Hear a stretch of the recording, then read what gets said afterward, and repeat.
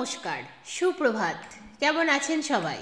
আমি অনন্যার ব্লগসের আরও একটি ঝা চকচকে নতুন ব্লগে আপনাদের সকলকে জানাই অনেক অনেক অনেক স্বাগত।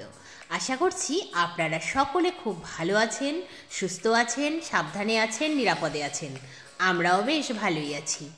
আজ দিনটি বৃহস্পতিবার, সকাল এখন 9:30 মতো বাজে। আপনাদেরকে সাথে নিয়ে ঠিক এখন থেকেই আজকের ব্লগটি আমি শুরু করছি। যথারীতি সকালে ঘুম থেকে উঠে বাসি কাজগুলো সেরে ব্রাশ করে ফ্রেশ হয়ে নিয়েছি। তারপর চা পর্ব মিটিয়ে ড্রেস পরে রেডি হয়ে চলে এসেছি বড় বাজারে। বালুরঘাটের তহবাজার বলে যে বাজারটিকে, সেখানে। গতকালের ব্লগেই তো আপনাদেরকে জানিয়েছিলাম যে আজ ভাবছিলাম যে বাড়ির কাছে যোগমায়া বাজারটিও নয়, আবার বাড়ি থেকে অনতি দূরে অবস্থিত পাওয়ার হাউস বাজারটিও নয়, সরাসরি বড় বাজার বা তহবাজারে এসে বাজার করব, যেমনটা বাবা করতেন। ঠিক সেই মতোই চলে এসেছি বড় বাজারে। বড় বাজারে ঢুকে দেখছি কিছু নতুনত্ব হলেও বড় বাজারটি সেই আগের ধাঁচাই মেনটেন করছে, আগের মতোই রয়েছে। যথারীতি একজন ভদ্রমহিলাকে খুঁজে তার কাছ থেকে সবজিগুলো টুকটুক করে কিনে নিচ্ছি, কিন্তু এনার কাছে যে সবজিগুলো একেবারেই অমিল, সেগুলো কিনতে আবার এই ভদ্রলোকের কাছে এলাম। এই ভদ্রলোকের যে সবজির দোকানটি সেটি একটু ভেতরের দিকে, বলতে শেডের নিচে। সেখানে এসে বাকি সবজিগুলো কিনে যথারীতি চলে এলাম মাছ বাজারে। এটি যেহেতু বালুরঘাটের তহবাজার বা বড় বাজারও বলা হয়, সেই জন্য এখানে মাছ বাজার অনেকটা জায়গা জুড়েই। সেই জন্য এখানে ভ্যারাইটিস মাছও দেখা যায়, অনেক রকমের মাছ এখানে বিক্রয় হচ্ছে, অনেকে সেটা আবার কিনেও নিচ্ছেন। অনেক খুঁজে খুঁজে আমি বোয়াল মাছ কিনেছি। বোয়াল মাছ সেই খেয়েছিলাম মাসি যখন এসেছিল বালুরঘাটে, তখন। সেই বোয়াল মাছের স্বাদ আমি এখনও ভুলতে পারিনি। সেই জন্যই সবজি কেনার পরে বোয়াল মাছ কিনলাম।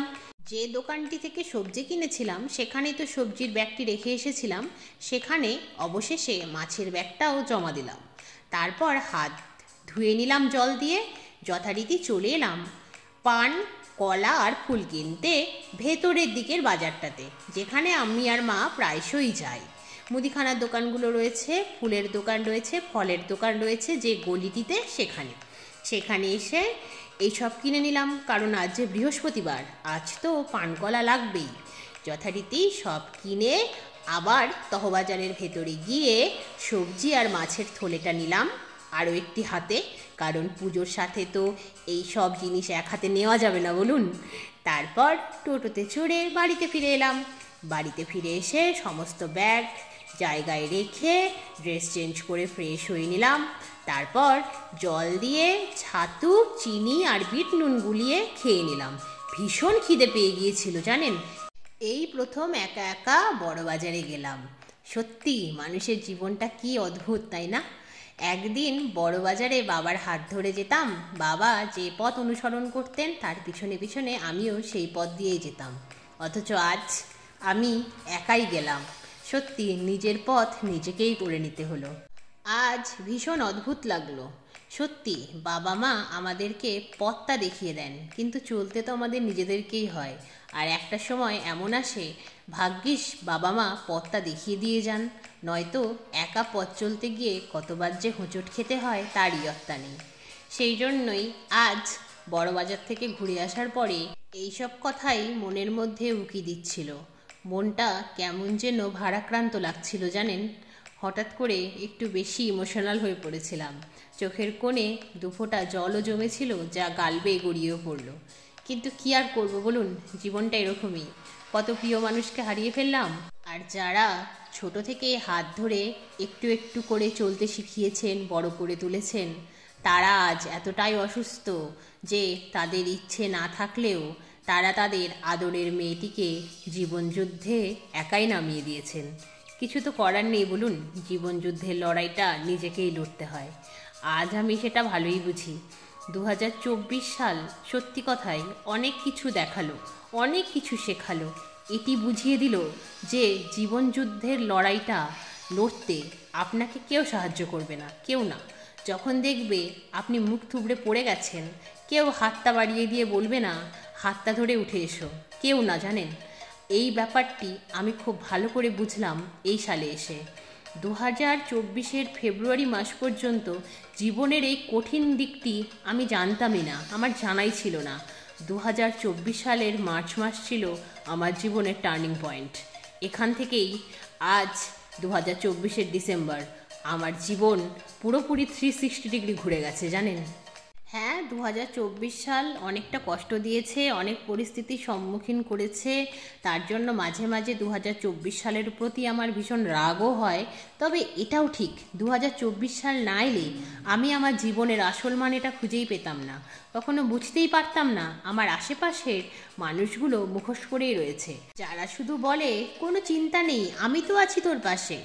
আসলে কেউ নেই কারোর পাশে। সেই ব্যাপারটি আমি এখন হাড়ে হাড়ে বুঝতে পেরেছি। তাই আমি এখন আর কারোর থেকে কোনো এক্সপেকটেশন রাখিও না, নিজের কাজ নিজেই করে ফেলি। নিজের প্রতিকূলতার বিরুদ্ধে লড়াইটা নিজেই লড়তে পছন্দ করি। কেউ লড়ে দেবে, কেউ করে দেবে এই আশাতেই আমি আর নেই। যত এক্সপেকটেশন কম, জীবনে সুখ তত বেশি। এইভাবেই ভালো মন্দ মিশিয়ে বেঁচে আছি। আর আপনারা তো রয়েছেন আমার পাশে, আমার ভালো মন্দ সুখ দুঃখের সাথী হয়ে। দেখুন, আপনাদের সাথে এই গল্প করতে করতে আমার রান্না বান্না কিন্তু সারা হয়ে গেছে। আজ রান্না হলো বোয়ালের কালিয়া, টেস্টি করে রেঁধেছি, জানি না খেতে কেমন হবে।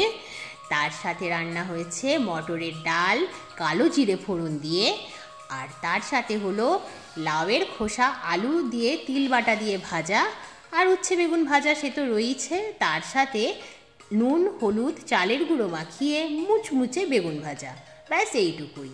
তারপর যথারীতি ভিজে জামা কাপড়গুলো ছাদে মেলা হলো, রান্নাঘর গ্যাস ক্লিন হলো। তারপর মাকে একটু পুজোর কাজে হেল্প করলাম, আলপনাগুলো দিয়ে দিলাম, কারণ আজ যে বৃহস্পতিবার সেই জন্যই।